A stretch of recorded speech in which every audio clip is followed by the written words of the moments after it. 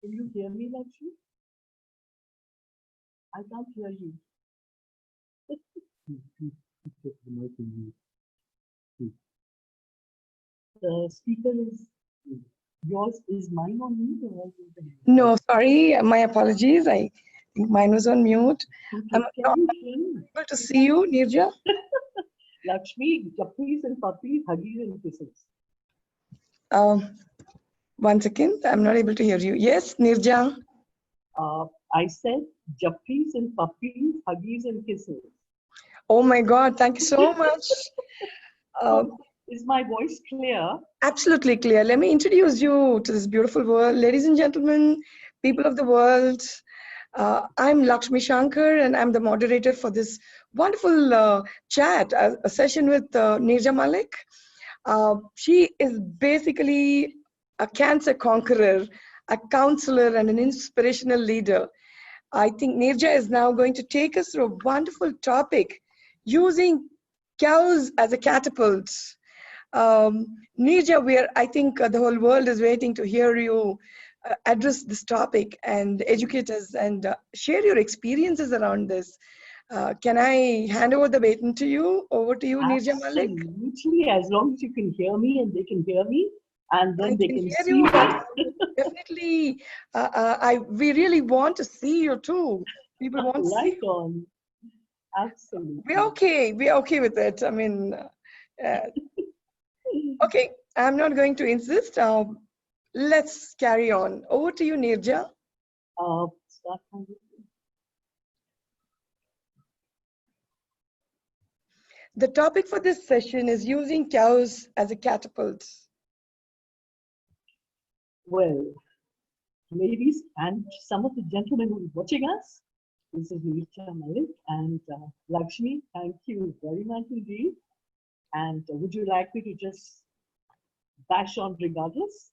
Absolutely, Nirja. We want this tsunami to start. Thank you so much. So basically, I'm Nisha Malik, and God is great. He's taken me through a series of events. And the idea behind these series of events is to make me understand and experience what life is all about. And then he didn't just leave me dangling there. He decided that I am a good candidate to go through everything. He made me do my BSW, which is Bachelor of Social Work, and B.Ed, taught in schools in social work sphere also.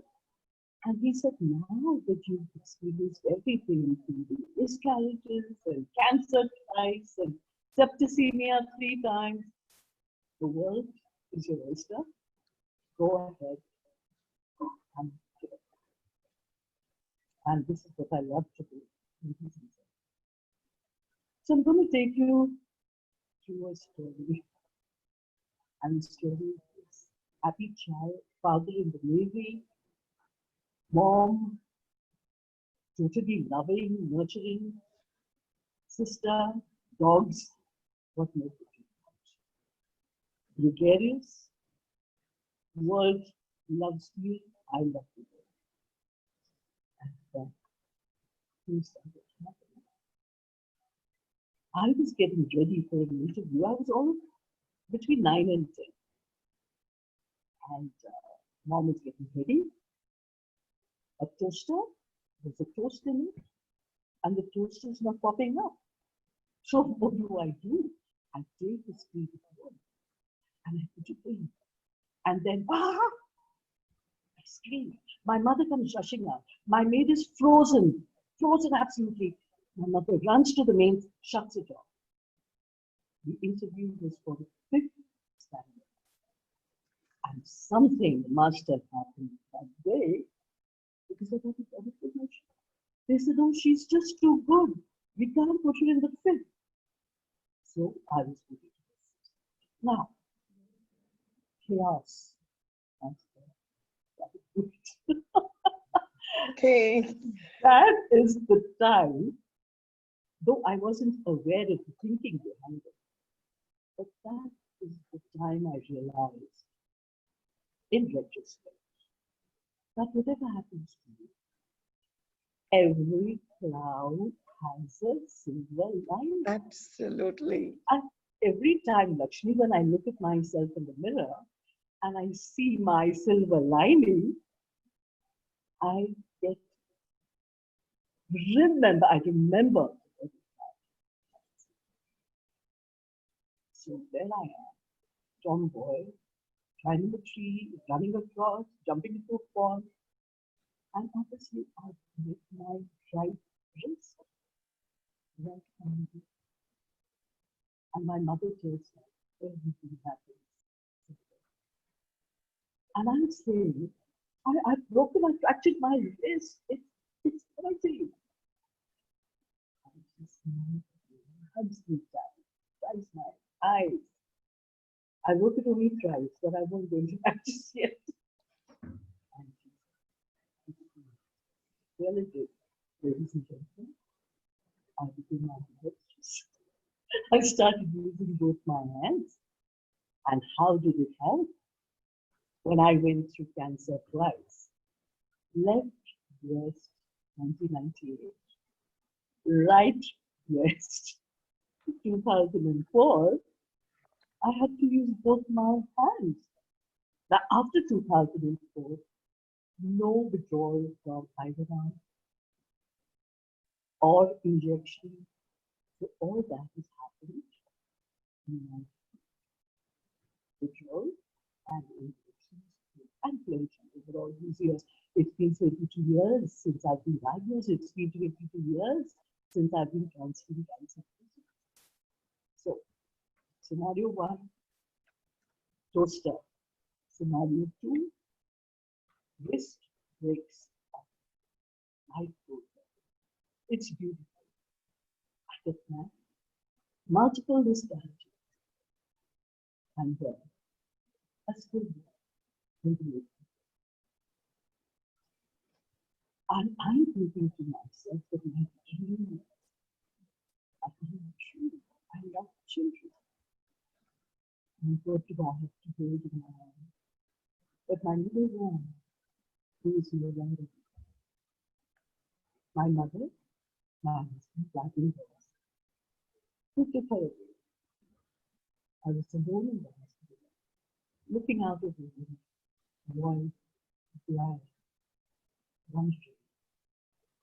And I thank God that that was a moment where I could have turned this way and become better. And suddenly, amidst all that sorrow, one point came up, and that was that the last 8 months were the most beautiful months of my life. Gradually, the self-worth receded. Fantastic. And actually, one step further. See, when you are open, when you meditate, and the next step was, look at our Hindu philosophy, the next step was somewhere I thought that I am so lucky. This soul had to live for only 8 months, and I was with. And now she's free.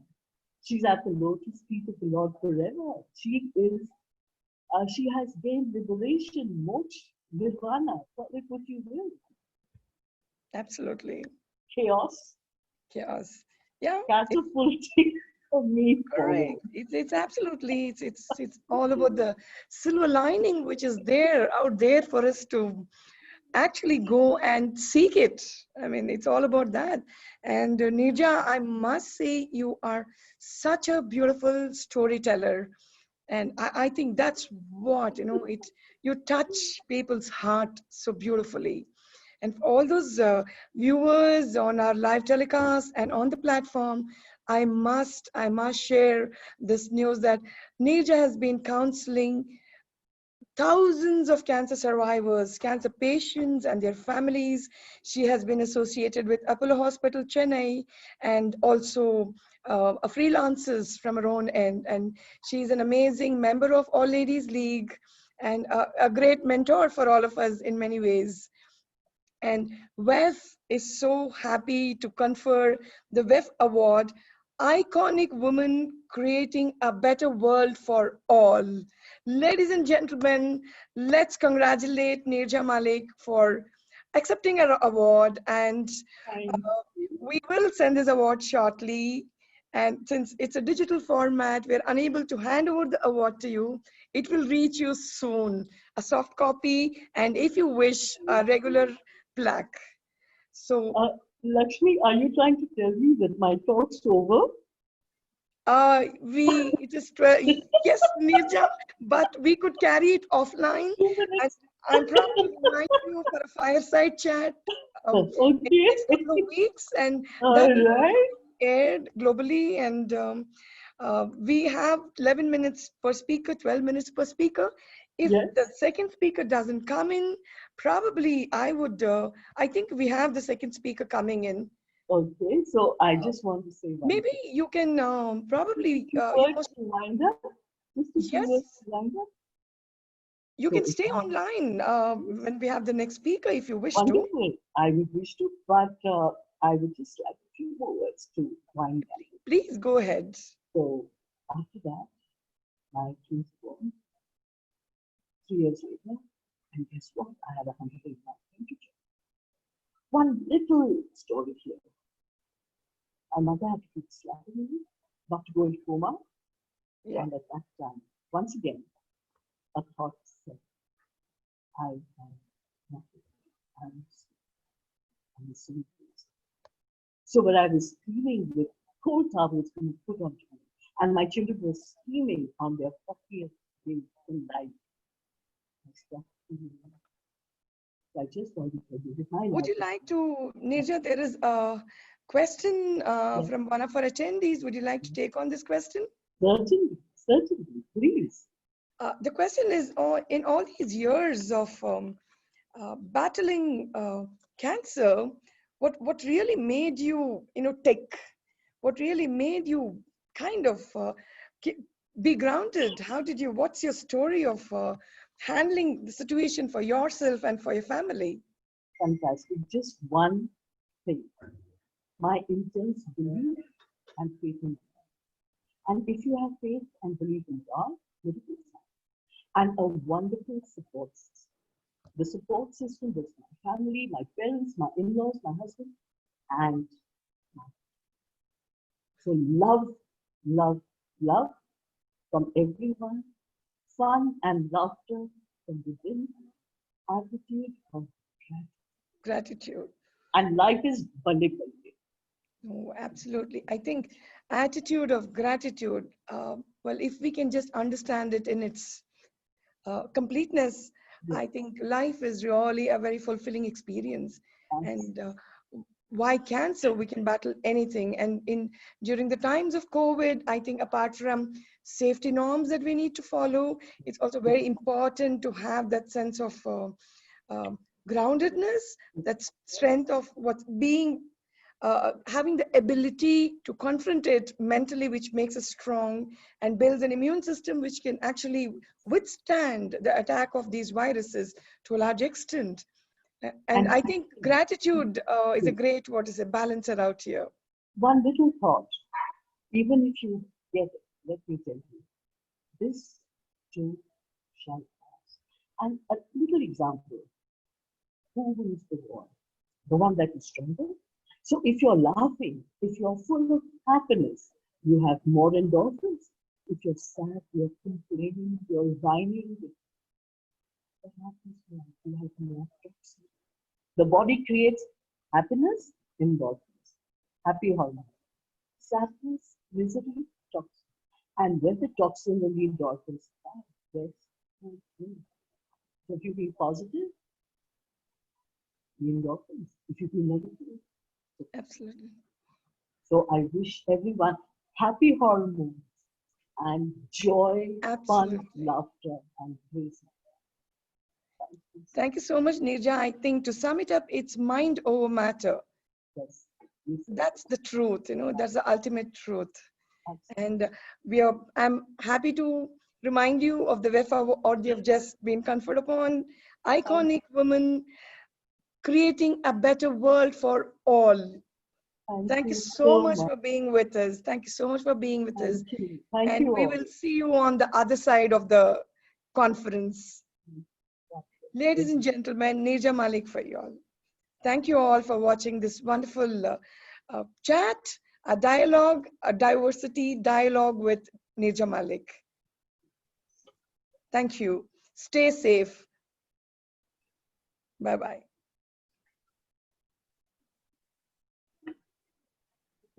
You have to press leave, Nirja.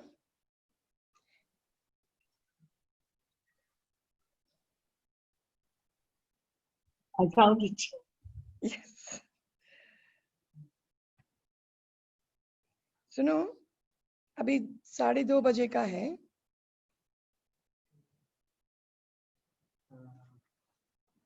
अपने moderator देते हैं ना. Can you just, or should I type it on beyond all the live sessions? You have to Type it on the moderator thing. I'm not on the moderator. So just type it on the moderator. Take this, no, type it on this. Please, in the Yeah. I'll type it here and I'll send it to you. I'll send it. forward it. Listen. Like no, just let me This- add Sandy and Megalai in track 1, track 2 and track 3. They are in track, Megalike track 2, Sandy. So I have to assign them to those sessions. You have not yet done that? I have done. I have to do it for the later sessions. Okay, do it quickly. So I want to do that.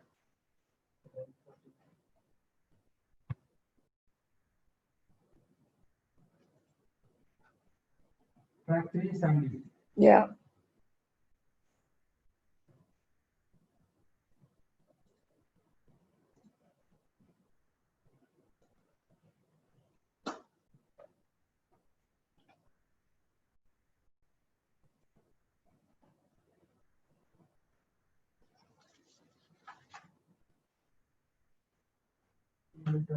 Track 2, Megalai.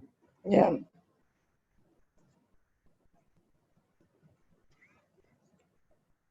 Because I don't want to keep this pending. I'm doing it for the entire day.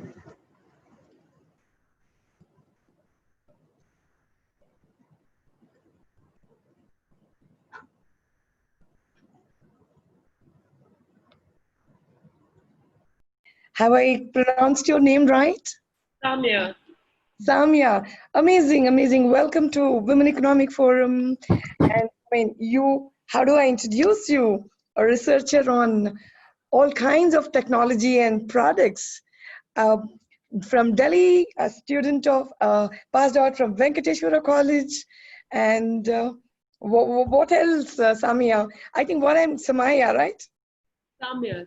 Samya, I'm going to hand over the baton straight across to you and let's hear you share your experiences. All right. Well, I'm Lakshmi Shankar, and the moderator for your session. Good afternoon, Samaya. Have I pronounced your name right? Samya. Samya, amazing, amazing. Welcome to Women Economic Forum. And how do I introduce you? A researcher on all kinds of technology and products. From Delhi, a student of, passed out from Venkateshwara College. And what else, Samya? I think Samaya, right? Samya. I'm going to hand over the baton straight across to you and let's hear you share your experiences. All right. Well, I'm Lakshmi. Yes, Lakshmi Shankar, and the moderator for your session. Good afternoon, Samaya. Have I pronounced your name right? Samya, amazing, amazing. Welcome to Women Economic Forum. And how do I introduce you? A researcher on all kinds of technology and products. From Delhi, a student of, passed out from Venkateshwara College. And what else, Samya? I think Samaya, right? Samya. I'm going to hand over the baton straight across to you and let's hear you share your experiences. All right. Sorry, I'm Lakshmi. Yes. Lakshmi Shankar, I'm the moderator for your session.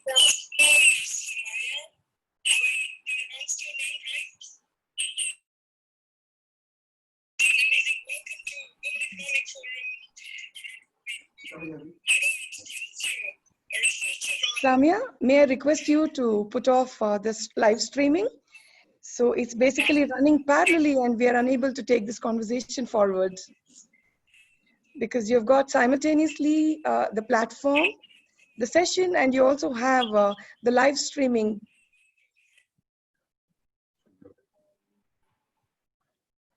Is it any better now? Yes, absolutely. So I think it's back to you, Samaya. Okay, right. Thank you. Well, I am basically Samya. My name is Samya, and I was out of Venkateshwara College, as you mentioned. I have my majors in informatics, and I've done a PhD in computer science. Lately, I've been working as a researcher in the Big Data and Cloud Computing Lab at Jamia Millia Islamia, and I've been majorly researching on artificial intelligence and its use for everyday problems and everyday usages. Now, as the topic of this session goes, basically we're working with cultural intelligence and how artificial intelligence is driving cultural intelligence. Now, cultural intelligence as a concept, interestingly, derives its basis in the very foundations of civilization, which is the culture. Now, when we talk about cultural intelligence, it's a slight evolution from the concept of intelligence quotient and emotional intelligence, in the sense that when we talk about cultural intelligence, we are looking at a concept, a kind of intelligence that humans possess in their way of understanding other cultures and in their way of understanding their own culture. So, and how it influences their interactions with others. Now, culturally intelligent human is supposed to be aware of his or her own culture, aware of how different cultures vary in their approaches, in their behaviors, customs, values, traditions, and how a certain interaction will be influenced by his own culture, his or her own culture, and the culture of the person concerned. Now, why is it that we need cultural intelligence as a whole? We need this because in this age of globalization, where companies and employees and employers, everyone's going global, and moreover with pandemics like COVID coming in, you have the world communicating with each other through forums, technologies like Zoom, for instance. So it's more of a global village now. We are interacting with people from all across the world, from areas that probably we haven't even traveled to. So in today's Asian world, where we have companies hiring people from different nationalities, different cultures, it is all the more important for them to understand that the personality of a person is, the cultural identity of a person is not just dependent on the basic background that the person comes from, but also from a lot of other factors, like travel experiences, for instance. Yes. A person can be born with a particular cultural background and may have been brought up in a different country. So there are multiple cultures affecting a person's cultural identity today. This is from the employer's perspective. Now, when we go out and do business as companies, we are forced to get into, and it's kind of our job, to be operating in multiple and disparate cultural settings. Now, when you're working in that kind of an environment, you need to be aware of the other person's cultural setting, and your behavior and your approach towards a particular, say, a business proposal can be highly impacted by the cultural environment that you're posing it into. Now, in that sense, cultural intelligence is very important in the current scenario, because it helps you to know the other person better. It helps you to create the right kind of interpersonal relationships and in a way make right decisions, facilitate decision making, and resolve conflicts that might occur because of miscommunications or misunderstanding. Now, from the technological perspective, when we come to artificial intelligence and how it is driving cultural intelligence, well, cultural intelligence and artificial intelligence have a two-way relationship.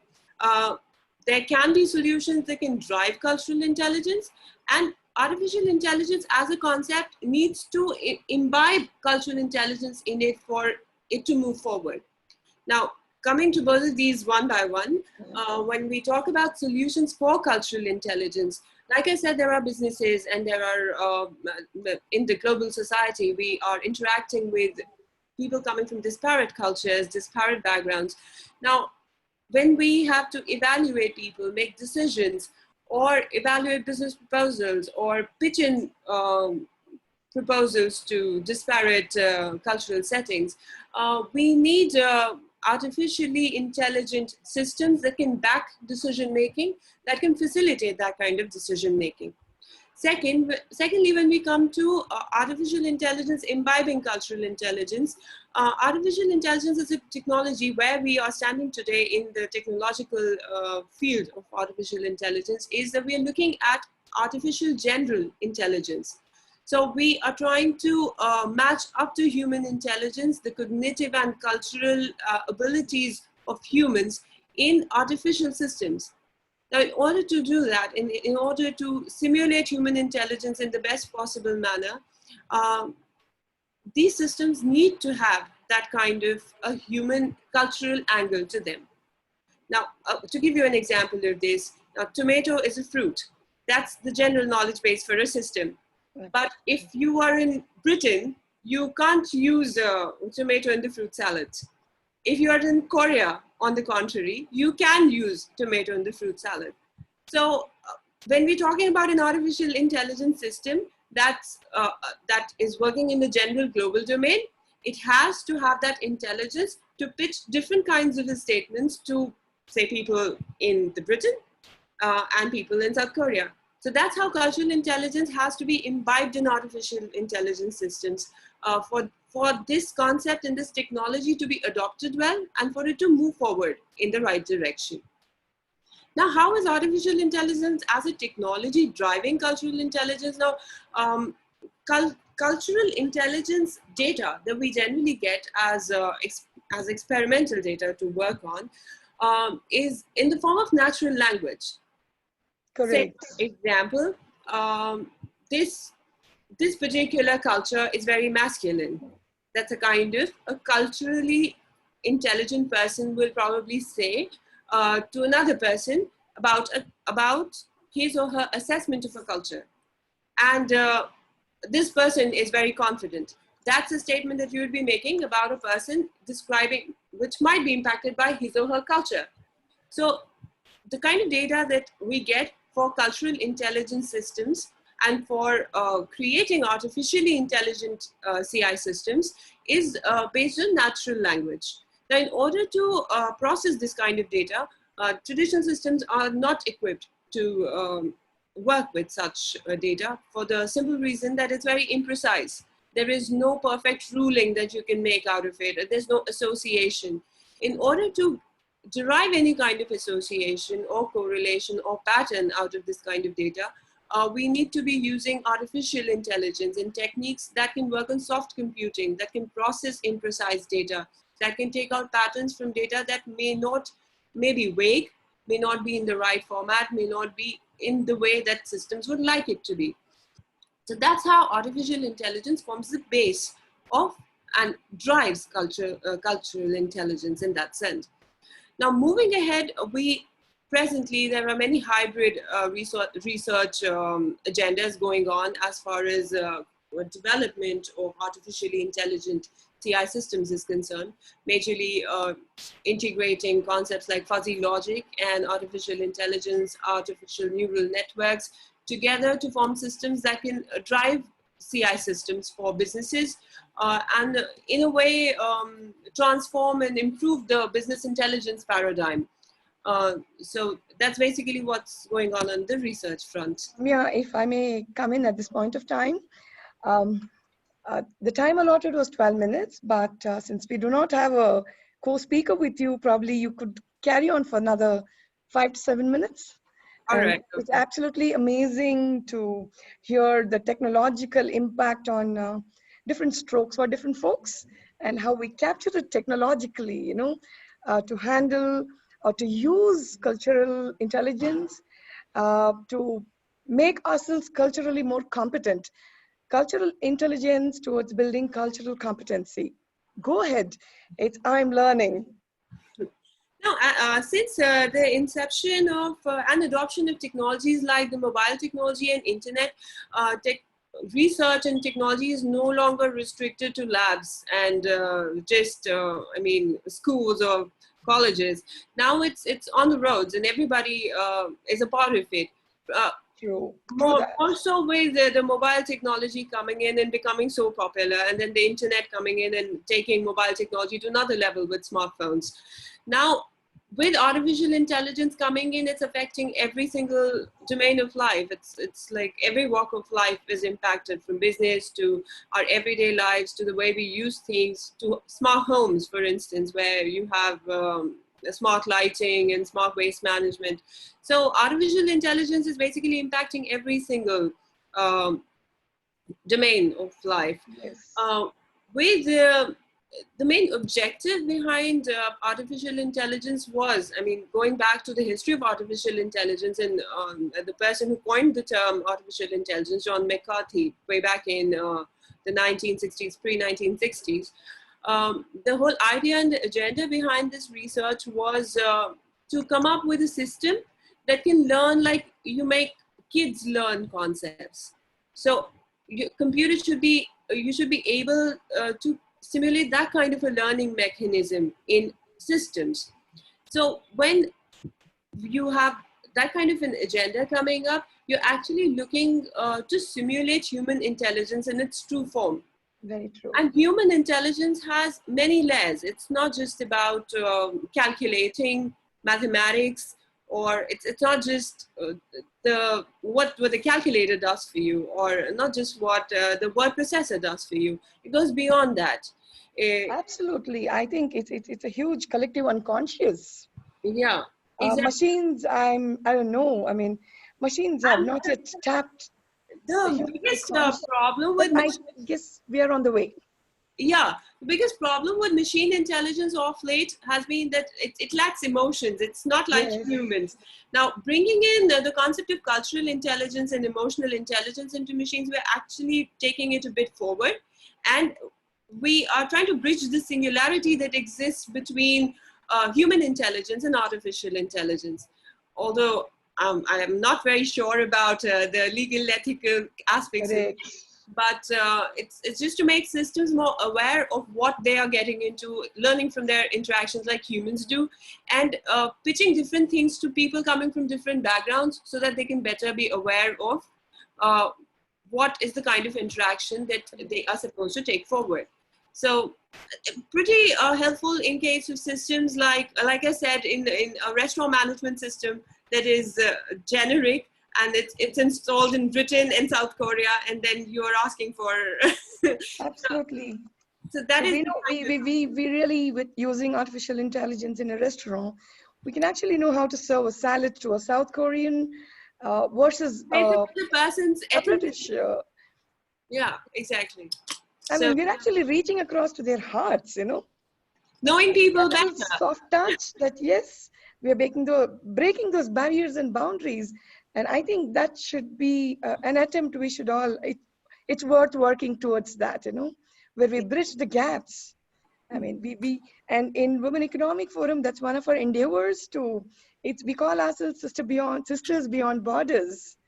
Exactly. That borderless. And artificial intelligence also, probably if we could use the application of it for today's conference.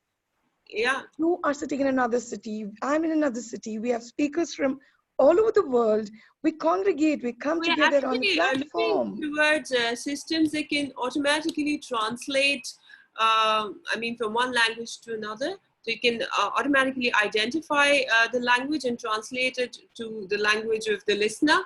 So that's the kind of work that's going on in the artificial intelligence domain. Phenomenal. I think it's amazing, you know. We can't stop admiring the minds of people who have been inventing these products, processes, innovative. I think it's a fast forward times. Yeah. Things are really moving fast, and human intelligence is also probably increasing with the kind of stimulations we have, cross-cultural, traveling, and it's workplaces are today, it's so multinational, multiracial. So companies are also spending a lot of, It is also about, I believe it's also about being better prepared for unprecedented times like the these. current scenario. Had there not been video conferencing tools like these, it would have been very difficult to take, I mean, Take our messages forward, absolutely. plus work would have been impossible had there been no technology. Very true, absolutely. Great, Samia, I think you've been really, really wonderful. And Women Economic Forum is so happy to confer on you the iconic woman creating a better world for all. Thank you very much. We are so happy to confer this on you. And since unfortunately, artificial intelligence has not yet enabled us to hand over the award to you from here to there, maybe we are well on the way. Yeah. In the years to come, probably we could even teleport an award from here to the city of your location. But it will soon reach your inbox as a soft copy in case you wish for a hard, wooden, beautifully carved award. Please do get in touch with us and we'll get it shipped. All right, thank you. Thank you very much for being with us. And it's been really, really wonderful hearing the stories of artificial intelligence. Thank you. Personally, for me, there's a lot of takeaway. And stay safe. We will stay connected. Once somebody is on to the Women Economic Forum, we continue the relationship forever. So we will. I really thank you, and I admire the way you went about explaining the topic of your session. Very beautifully expressed, very beautifully expressed. Thank you very much. Thank you for having me. It was my pleasure. Have a good weekend and stay safe. You too. Thank you. Bye-bye. Bye-bye. Acha, I can end this session, no? Or they will end it for me.